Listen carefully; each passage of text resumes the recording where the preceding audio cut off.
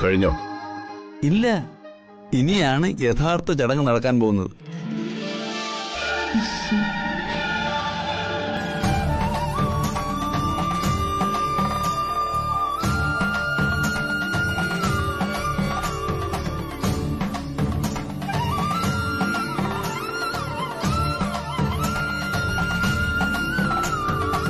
ഇതാണ് മരുമകനെ വാഴിക്കൽ.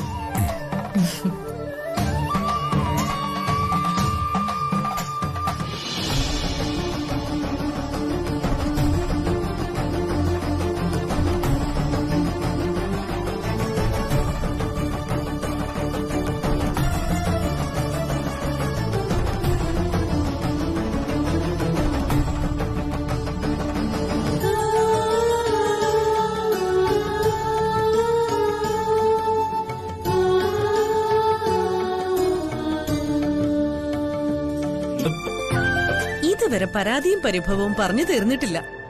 എന്തായാലും ബാലുവിന്റെ വരവ് നമ്മൾ ആഘോഷിക്കണം. അല്ല മായച്ചേ, ഗോകുൽ എവിടെ? ഇവിടെങ്ങും കാണുന്നില്ല. ഫോണാണെങ്കിൽ സ്വിച്ച് ഓഫാ.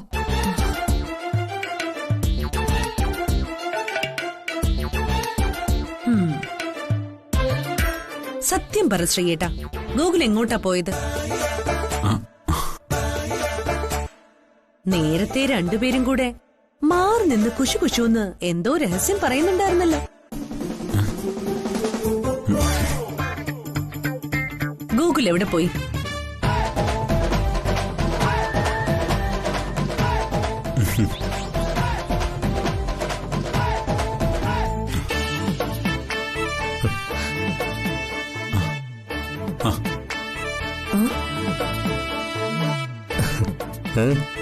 കിട്ടിയോ? പിന്നെ കിട്ടാതെ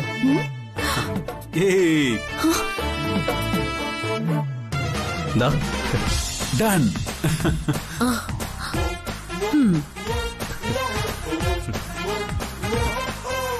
ഇന്നത്തെ പാർട്ടിക്ക് ഇവൻ തന്നെ സൂപ്പർ. ഇത് പൊളിക്കും. അത് ശരി. അപ്പൊ ഇതായിരുന്നു കള്ളന്മാരുടെ പരിപാടി അല്ലേ? എന്നോട് പറയാതെ മുങ്ങിയപ്പോഴേ എനിക്ക് തോന്നി എന്തോ പരിപാടി ഒപ്പിച്ചിട്ടുണ്ടെന്ന്. ദേ, മര്യാദക്ക് വേണം, അല്ലെങ്കിൽ എന്റെ സ്വഭാവം മാറുവേ. ഓ, അത്രേ ഉള്ളേ. എനിക്കിതിന്റെ നാറ്റം പോലും സഹിക്കാൻ പറ്റില്ല. ദേ, ഓവറായിട്ടെങ്ങനെ കഴിച്ചാലേ ഞാൻ ആ മുറിയിൽ കേറ്റില്ല, പറഞ്ഞേക്കാം. മടി, നമുക്ക് അവരെ വിളിച്ചിട്ട് വരാം.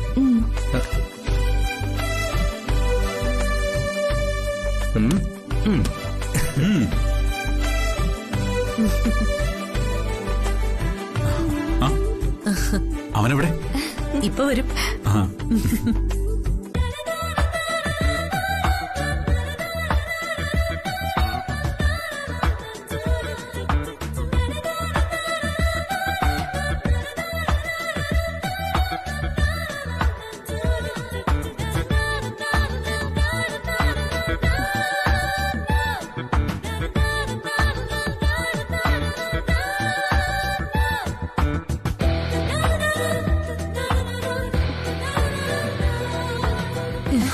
അപ്പൊ കേക്ക് മുറിച്ച് നമുക്ക് ഈ സന്തോഷം ആഘോഷിക്കാം.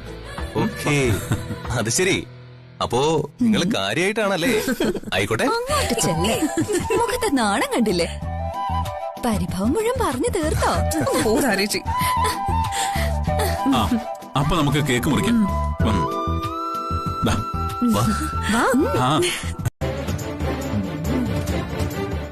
ആഹാ, തുടങ്ങിയോ?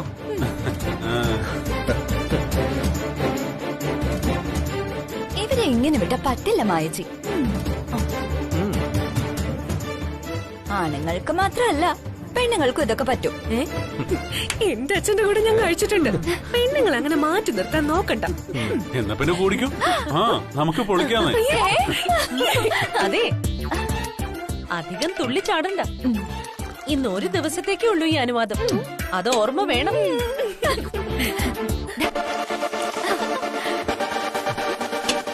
മായ, ആ, വേണ്ടമേ ഇരിക്കടോ. ഒഴിക്ക്. ഒഴിക്കിങ്ങോട്ട്. വേണ്ട വേണ്ട. ആ മതി മതി. ആ, നീ അത് കുടിച്ചാ മതി. നീ വെള്ളം ഒഴിക്കടി. നീ ചിത്ര ആ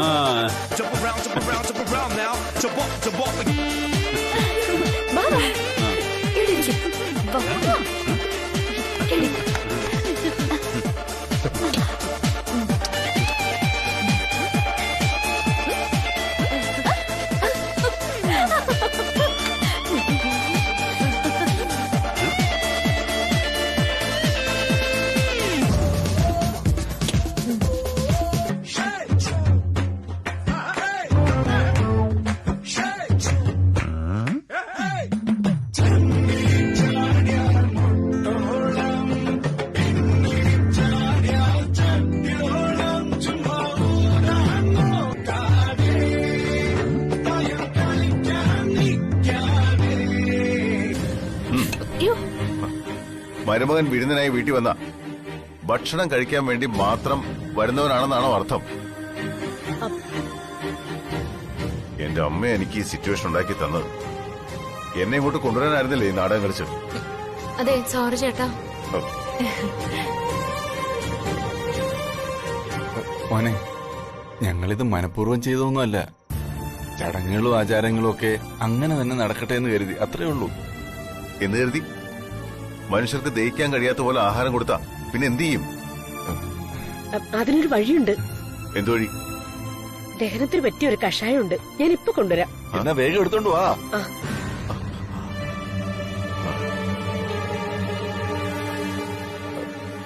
മോന് വല്ലാതെ ബുദ്ധിമുട്ടായി അല്ലേ?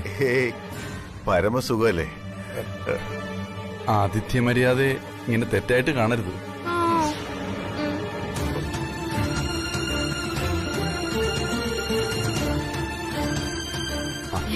സൂക്ഷിച്ച് കുടിക്കും.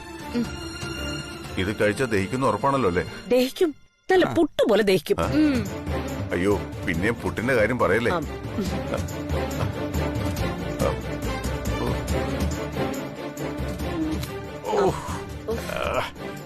എന്തൊരു കയ്പ്. ഹലോ, കഷായത്തിന് കയ്പേ ഉണ്ടാവും. പായസല്ല മധുരിക്കാൻ. ഒരു കാര്യം ചെയ്യും, മൂക്ക് പൊത്തി അങ്ങ് കുടിക്കും. അതെ അതെ.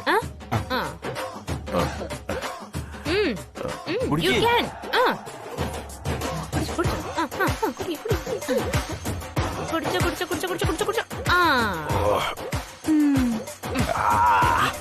ഇനി കുഴപ്പമില്ല. അധികം അല്ല മോന്, നാളെ രാവിലെ കഴിക്കാൻ എന്താ വേണ്ടേ?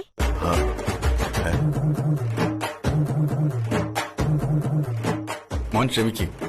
ഇങ്ങനെയൊന്നും വരുമെന്ന് കരുതി ചെയ്തതല്ല. ഈ നാട്ടിലെ ഉത്സവത്തിന് ഇതൊക്കെയാ ചടങ്ങുകൾ. പിന്നെ ഞങ്ങളുടെ ജീവിതത്തിലെ ആദ്യത്തെ സന്തോഷമല്ലേ ഇത്. അപ്പൊ മരുമകനെ കഴിപ്പിക്കാനുള്ള ഉത്സാഹം അല്പം കൂടിപ്പോയി. മരുമകനെ നന്നായിട്ട് സൽക്കരിച്ചാൽ മകളെ നന്നായിട്ട് നോക്കുന്നൊരു ചൊല്ലുണ്ട് ഈ നാട്ടില്. എന്തൊരു വൃത്തികെട്ട നാടാ ഇത്. ഒരു പെൺകുട്ടിയെ കൗമാരം വരെ അച്ഛനമ്മമാർ വളർത്തും, സംരക്ഷിക്കും. യൗവനത്തിൽ ഭർത്താവിന്റെ സംരക്ഷണമാണ് അവൾക്ക് വേണ്ടത്.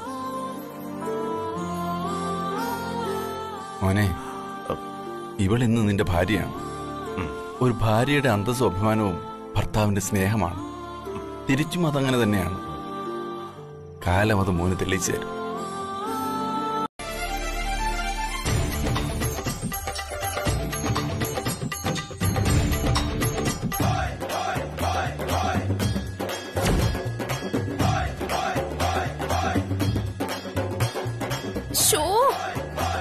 നശിപ്പിച്ചു.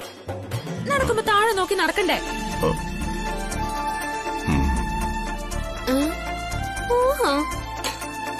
എന്ത് നോക്കാത്?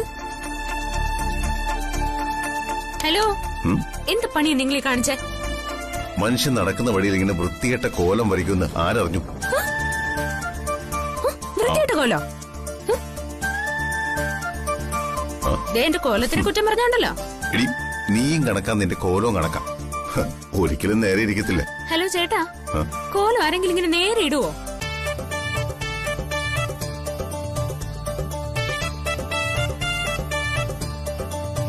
ഞാൻ എപ്പോ കോലം വരച്ചാലും നിങ്ങൾ ഇങ്ങനെ നശിപ്പിക്കാൻ വേണ്ടി മാത്രം വന്ന് നിൽക്കുവാണോ? അതെ, എന്താ എന്താ മോളെ? കണ്ടില്ല അമ്മ, വീണ്ടും എന്റെ കോലം ചവിട്ടി നശിപ്പിച്ചു. മനഃപൂർവ്വമല്ല, ഞാൻ കണ്ടില്ല. ചുമ്മാതെയാ അമ്മ, ഇത് മനഃപൂർവ്വം തന്നെ ചെയ്തതാ. മൈസൻ, വാട്ട് ഇസ് ദിസ്?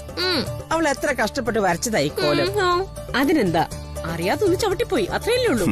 അവളത് മാറ്റി വരച്ചോളൂ. പിന്നല്ലാതെ മരുമകനല്ലേ ചവിട്ടിയത്? ഭർത്താവ് ചവിട്ടിയാൽ കോലം മാറ്റി വരയ്ക്കണ്ടെന്ന് ശാസ്ത്രം പറയുന്നുണ്ട്.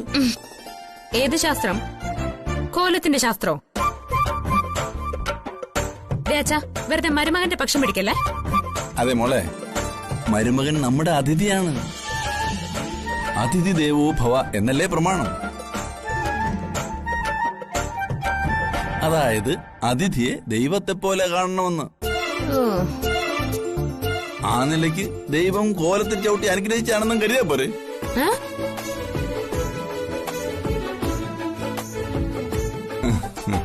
ഇദ്ദേഹം എന്തുണ്ടാക്കിയാലും നല്ല അടിപൊളി ടേസ്റ്റ് ആയിരിക്കും. ഓ, ഇവളെനിക്ക് പണി മേടിച്ച് തന്നേ അടങ്ങും. കൊള്ളാം കൊള്ളാം. അമ്മാച്ചനും മരുമകനും കൂടെ വെറുതെ പൊങ്ങച്ചം പറയാതെ ആദ്യം ഫുഡ് ഉണ്ടാക്കി കാണിക്ക്. ഞങ്ങളൊന്ന് ടേസ്റ്റ് ചെയ്ത് നോക്കട്ടെ, എന്നിട്ട് പറയാം മരുമകന്റെ കൈപുണ്യം.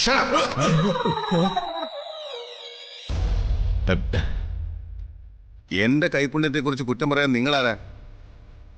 ഒരു വീട്ടിൽ കയറി വന്ന് ഇങ്ങനെ അപമാനിക്കുന്ന രീതിയിൽ സംസാരിക്കാൻ നിങ്ങൾക്ക് എന്താ അവകാശം? ഹിറ്റ്ലർ ചാർജായി, ഇനി രക്ഷയില്ല. നിങ്ങൾക്ക് എന്താ വേണ്ടത്? എന്റെ കൈപ്പുണ്യം അറിയണം, അത്രയല്ലേ ഉള്ളൂ. അങ്ങോട്ട് പേടിക്കണ്ട. ഇവർക്കിന്ന് ഞാൻ ഭക്ഷണം ഉണ്ടാക്കി കൊടുക്കും. അതെ, ഇനി ഞാൻ ഉണ്ടാക്കുന്ന ഭക്ഷണം കഴിക്കാതെ ഒരെണ്ണ ഇവിടുന്ന് തിരിച്ചു പോകില്ല.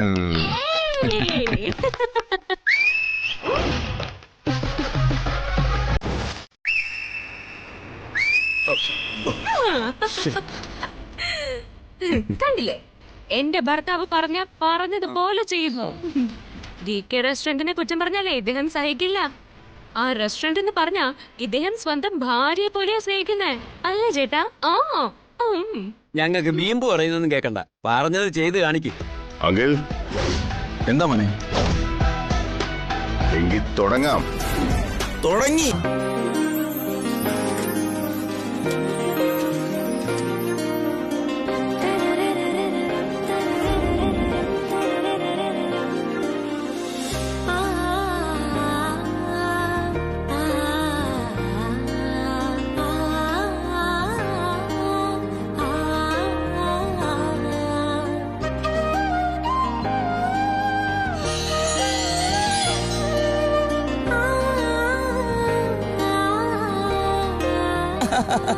ഹലോ, റൊമാൻസ് ഒക്കെ മതി, സദ്യ വേഗം റെഡിയാക്ക്.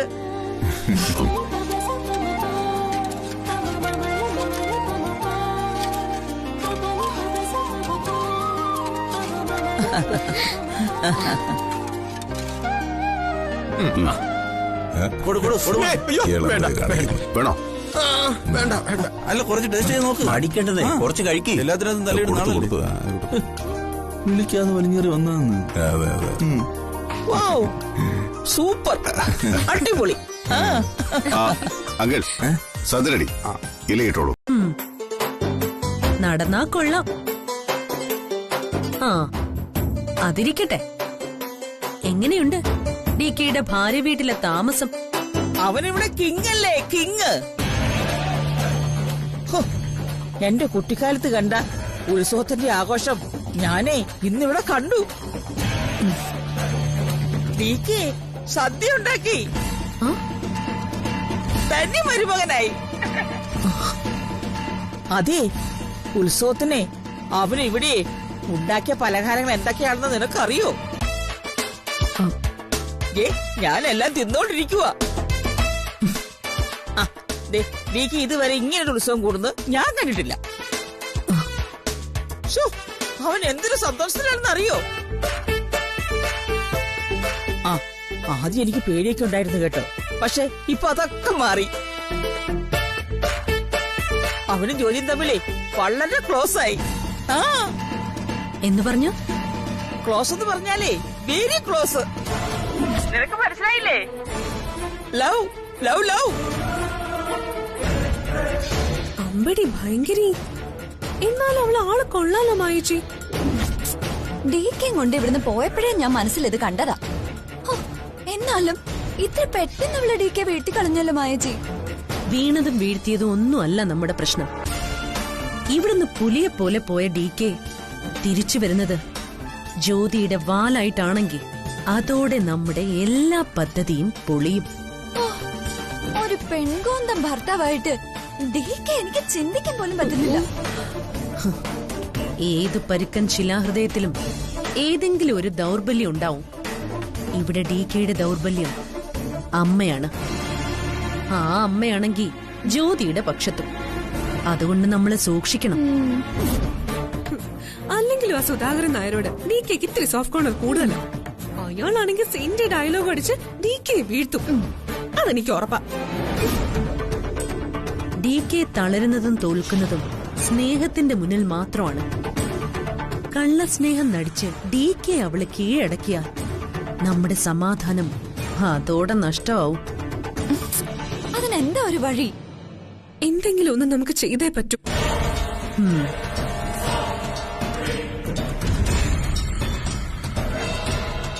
തിരിച്ചു കൊണ്ടുവരണം.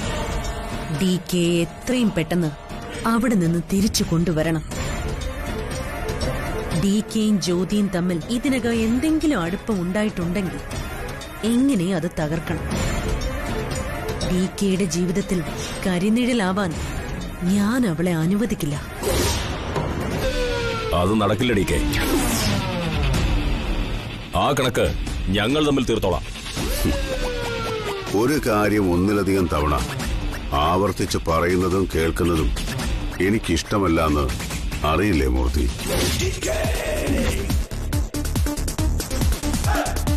ഞാൻ ഇപ്പൊ തന്നെ വരിക നിന്നെ കാണാൻ. നീ അവിടെ തന്നെ ഉണ്ടാവണം. രക്ഷപ്പെടാൻ ശ്രമിച്ചാൽ ഐ വിൽ ഹണ്ട് യു. വേട്ടയാടി പിടിക്കും നിന്നെ ഞാൻ.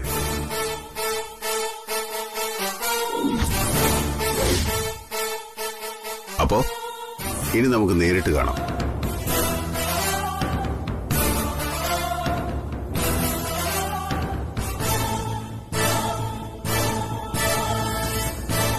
അവനെന്താ പറഞ്ഞത്? എന്നെ കാണാൻ അവൻ ഇങ്ങോട്ട് വരുന്നെന്ന്. എന്തിന്? അവൻ ആ ഡോക്യുമെന്റ്സ് തിരിച്ചു വേണമെന്ന്. സുധാകരൻ നായർ അവനോടെല്ലാം പറഞ്ഞു കാണും. ഉടനെ തന്നെ അവനിവിടെ എത്തും.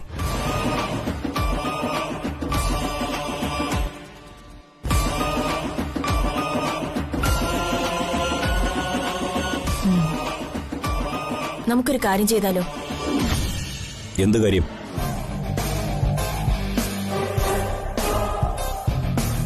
ആ ഡോക്യുമെന്റ്സിന് പകരം നമുക്ക് ഡിക്കയോട് കുറച്ച് പണം ചോദിച്ചാലോ? വേണ്ട. നേരത്തെ നമ്മളത് സംസാരിച്ച് അവസാനിപ്പിച്ചതല്ലേ. അവിനാഷ് ഡികേക്കാൾ അപകടകാരിയാണ്. തൽക്കാലം ഞാൻ ഇവിടെ നിന്ന് മാറി നിൽക്കാം. അവൻ വരുമ്പോ ഡോക്യുമെന്റ്സ് ഇവിടെ ഇല്ലെന്ന് നീ പറഞ്ഞാ മതി. ജ്യോതിയുടെ കയ്യിൽ നിന്ന് ആ പണം മോഷ്ടിച്ചോണ്ട് പോയത് മൂർത്തി ഏർപ്പാടാക്കിയ ഗുണ്ടകളാ. എടാ ഭയങ്കര, എന്തിനു ചതിയാവാൻ ചെയ്തത്? ദുഷ്ടൻ. ഇതിന് മോനോട് എങ്ങനെ നന്ദി പറയണമെന്ന് ഞങ്ങൾക്കറിയില്ല. തെരുവിലേക്ക് ഇറങ്ങേണ്ടി വരുമെന്ന് പേടിച്ചിരിക്കുകയായിരുന്നു ഞങ്ങള്. മോനെ, സന്തോഷം കൊണ്ട് എനിക്ക് വാക്കുകൾ വരുന്നില്ല. തോറ്റുപോയെന്ന് വിചാരിച്ചിരിക്കുകയായിരുന്നു ഞാൻ. കാരണം ഇവരും കൂടെ തെരുവിലേക്ക് ഇറങ്ങുമെന്ന് പറഞ്ഞ് പിന്നെ ജീവിച്ചിരുന്നിട്ട് എന്താ കാര്യം? ഒരാളെ സഹായിച്ചതാ, അതിനുള്ള ശിക്ഷയായത്. ഈ പണം മോന് ഞാൻ എങ്ങനെ തിരിച്ചു തരാൻ കഴിയുമെന്ന് എനിക്കറിയില്ല. അങ്കിൾ, ആവശ്യമുള്ളപ്പോ മാത്രം വിലയുണ്ടാകുന്ന ഒരു വസ്തുവാണ് പണം. അത് വരികയും പോവുകയും ചെയ്യും. ഇത് ഒരു സഹായമായിട്ടൊന്നും അങ്ങള് കരുതണ്ട. അമ്മായിയപ്പനെ ഹെൽപ്പ് ചെയ്യേണ്ടതേ മരുമകന്റെ കടമയാണ് സുധാകരൻ നായരെ. അല്ല പിന്നെ അവൻ എന്തിനു കൊള്ളാം?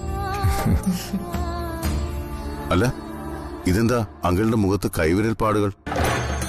ആരെങ്കിലുമായിട്ട് എന്തെങ്കിലും വഴക്കുണ്ടായോ?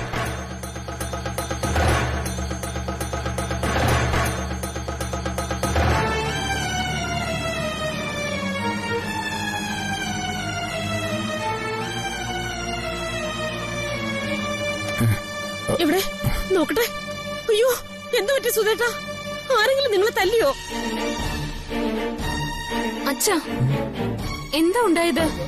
അത് പിന്നെ ഇരവിക്കുട്ടി പിള്ളയും മക്കളുമായിട്ട് ചെറിയൊരു കശപിശയുണ്ടായി. അതിന്റെ ബാക്കിയായത്.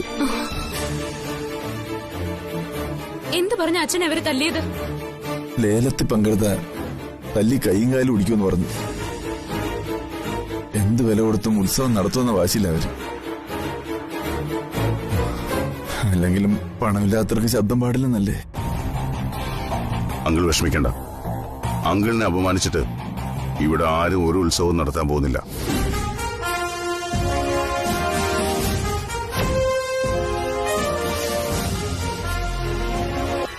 ഞാൻ സമ്മതിപ്പിച്ചോളാം. ഞാൻ DKക്ക് ഉറപ്പ് തരുക. ഞങ്ങള് തിരിച്ചു പൊയ്ക്കോളാം.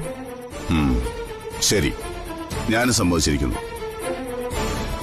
പണ്ടെങ്ങോ കുറെ കാലം സ്നേഹത്തോടെ ഒരുമിച്ച് ജീവിച്ചിരുന്നതാ ഞാനും മൂർത്തി. അവൻ ഓരോ തവണയും എന്നോട് തെറ്റിയുമ്പോഴും ഞാൻ അവനെ വിട്ടുകളയുന്നത് ഇപ്പോഴും പഴയ മൂർത്തിയും വൈജയന്തിയും എന്റെ ഉള്ളിൽ എവിടെയോ ഉള്ളതുകൊണ്ടാ.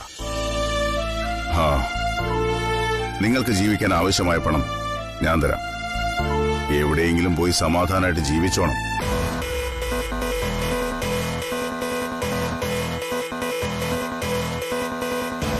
കള്ളക്കളികളുമായി ഇനി ഒരിക്കലും അമരാവതിയുടെ പടി കടന്നു വരരുത്.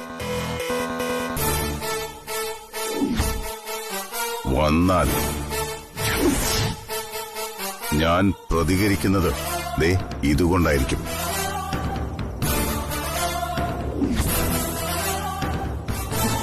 ഇല്ല DK, ഞങ്ങൾ ഒരിക്കലും വരില്ല. നാളെ വൈകിട്ട് 5 മണിക്ക് മുമ്പ് നിങ്ങൾക്ക് ആവശ്യമുള്ള പണം നിങ്ങളുടെ അക്കൗണ്ടിലെത്തും. Thank you DK. ഞാൻ വളരെ സംശയത്തോടെ അങ്ങോട്ട് വന്നത്. തിരിച്ചു പോകുന്നത് വളരെ സന്തോഷത്തോടെ. എല്ലാത്തിനും നന്ദി. ഇനി നിനക്കെന്താ പറയാനുള്ളത്? ആരാ കൊല്ലപ്പെടാൻ പോകുന്നത്?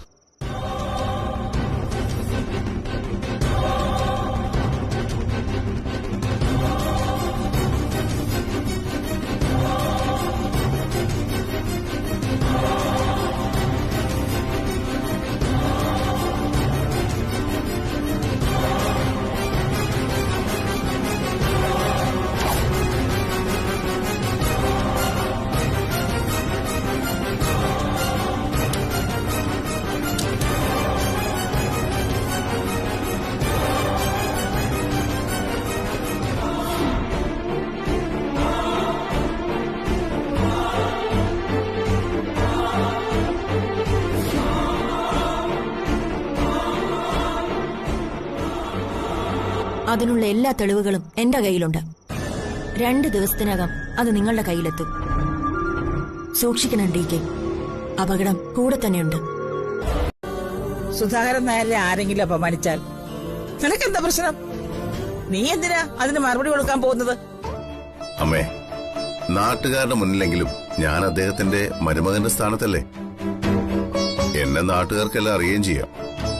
അതുകൊണ്ട് ഒരു കടമയെന്ന നിലയ്ക്കാ ഞാൻ അദ്ദേഹത്തിനൂടെ പോയത്.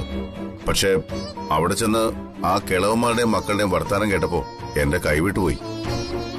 അതുകൊണ്ടാ എനിക്ക് ചെറുതായിട്ടൊന്ന് ഇടപെടേണ്ടി വന്നത്. അവന്മാരെ തല്ലി ശരിയാക്കിയതാണോ നീ പറഞ്ഞ ചെറുതായിട്ടെന്ന്? മൈസൻ, സുധാകരൻ നായരെ അപമാനിച്ചപ്പോ നിന്റെ മനസ്സ് നൊന്തു. അത് നിന്നെ അപമാനിച്ചായി നിനക്ക് ഫീൽ ചെയ്തു. വൈ എന്തുകൊണ്ടാണെന്ന് അറിയോ നിനക്ക്? അതാ ഞാൻ നേരത്തെ പറഞ്ഞ കർമ്മബന്ധം. വിധി അദ്ദേഹത്തിന് മരുമോനാക്കിയതേ വെറുതെ ആണെന്നാണോ നിന്റെ വിചാരം? നോ, കഴിഞ്ഞ ലൈഫിൽ നിന്നും ഈ ലൈഫിലേക്കുള്ള ലവ് ആണത്. I am proud of you my son. ഇപ്പഴാ നീ ഈ വീട്ടിലെ യഥാർത്ഥ മരുമകനായത്. അമ്മേ, അദ്ദേഹം ആ ബേക്കറിക്കാരിയെ പോലെ അല്ല, വെറും പാവ. അദ്ദേഹത്തിന്റെ മനസ്സിന് മുറിവേൽക്കുന്ന കണ്ടപ്പോ എനിക്കൊരു സിമ്പതി തോന്നി. യെസ്, തോന്നി. ആ തോന്നലാണ് എല്ലാം. ഇനി നീ നല്ലൊരു ഹസ്ബൻഡ് കൂടി ആവണം. എന്നാലേ നിന്റെ ലൈഫ് കംപ്ലീറ്റ് ആവൂ. എടാ കണ്ണ, അവളൊരു പാവം കുട്ടിയാ.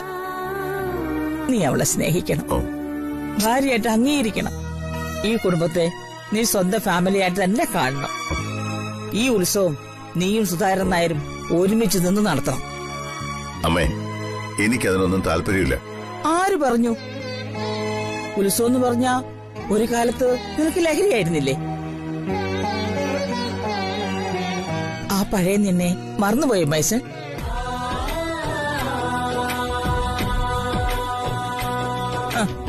അമ്പലപ്പറമ്പില് തലയിലൊരു കെട്ടും കെട്ടി കെട്ടുകാഴ്ചയുടെ മുന്നിൽ ചെണ്ടക്കാരൻ മേളത്തിനൊപ്പം ആർപ്പ് വിളിച്ചു നടന്ന ആ പഴയ നിന്നെ എനിക്ക് തിരിച്ചു വേണം കണ്ട. ഈ ഉത്സവം നടത്താൻ സുധാകരൻ നായരുടെ കൂടെ നീയും ഉണ്ടാവണം. നിന്റെ ആ പഴയ സന്തോഷം എനിക്ക് കാണണം മോനെ. ദേ, നാളത്തെ ലേലം ആർക്കും വിട്ടുകൊടുക്കരുത്. ഇത് സുധാകരൻ നായരുടെ ഉത്സവമല്ല, DKയുടെ ഉത്സവം.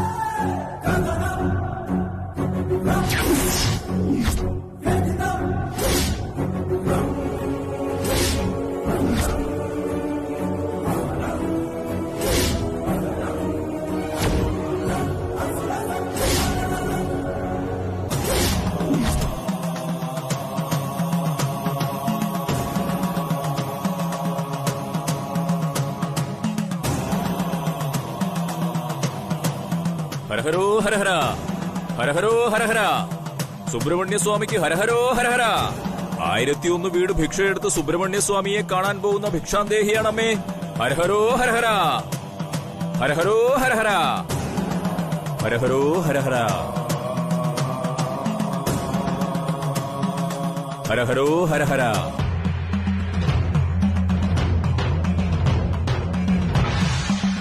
ഹരഹരോ ഹരഹര, ഹരഹരോ ഹരഹര.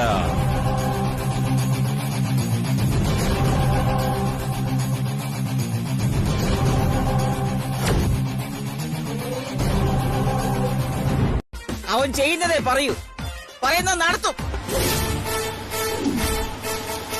അവൻ ഒരു തടവ ചെന്നാൽ അത് 100 തവണ സ്വന്തം മാതിരി. അണ്ടർസ്റ്റാൻഡ്? വരുമെന്ന് പറഞ്ഞാൽ വന്നിരിക്കും.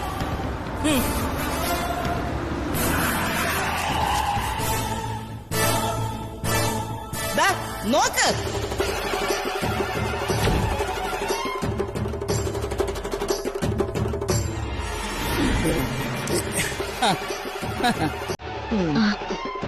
ഇത് വെറും മാസല്ല, ഡബിൾ മാസ് എൻട്രി.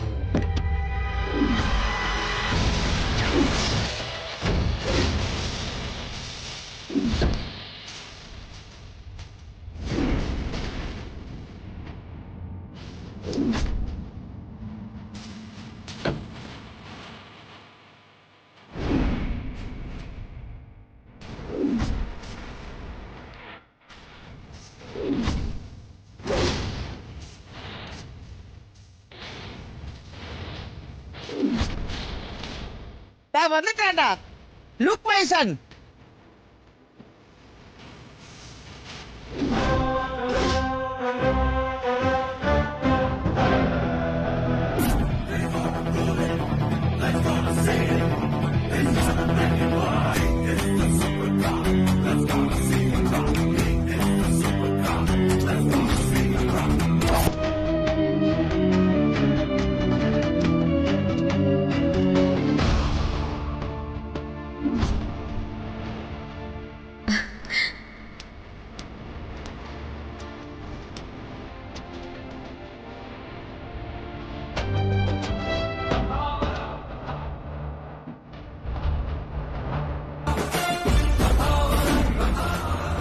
എല്ലാരും കാത്തിരുന്ന് മുഷിഞ്ഞു കാണും അല്ലേ?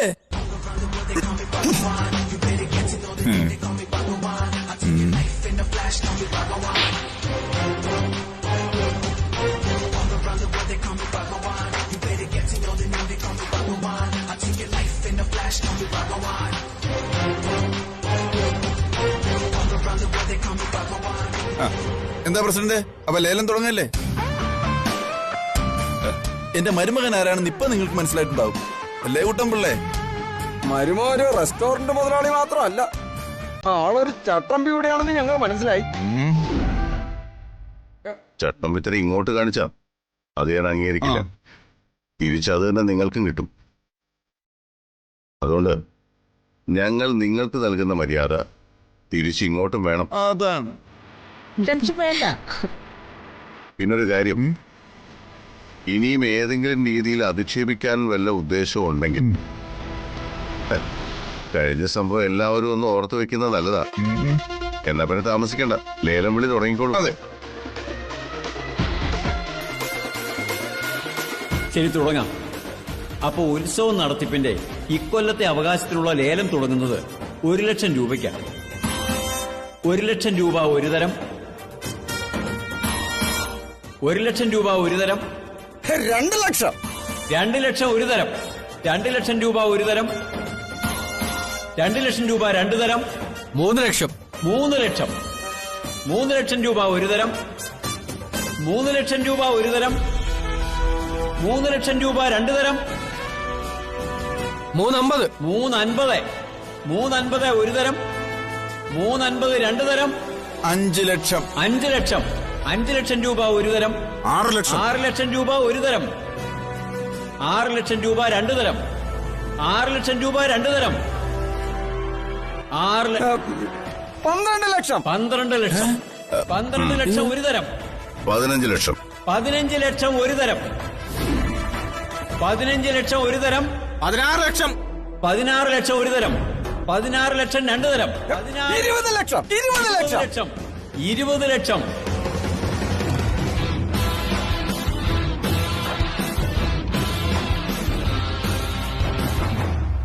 50,00,000, 50,00,000, 50,00,000 ഒരു തരം, 50,00,000 രണ്ടു തരം, 50,00,000 രണ്ടു തരം, ലേലം ഉറപ്പിക്കുന്നു. 50,00,000 മൂന്ന് തരം.